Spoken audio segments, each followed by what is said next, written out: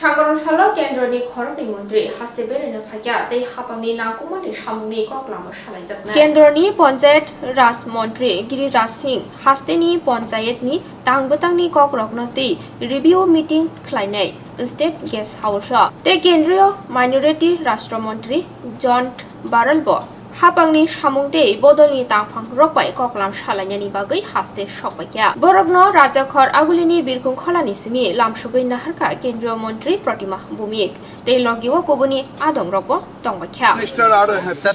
त्रिपुरा में आने के पीछे आ रहे हैं त्रिपुरा में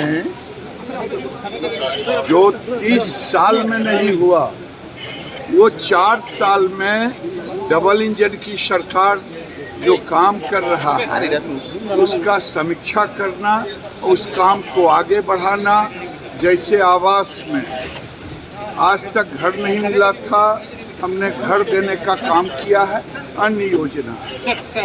अभी पार्टी से कार्यकर्ता से मिलेंगे, माइनॉरिटी कम्युनिटी के साथ मिलेंगे, है ना, सभी से मिलेंगे। और केंद्र सरकार का बहुत सारा स्कीम है, मोदी जी बहुत सारे स्कीम लॉन्च किए हैं, वो घर घर तक पहुँचेगा। यही उद्देश्य से आए हैं लोगों को अवेयरनेस करने के लिए।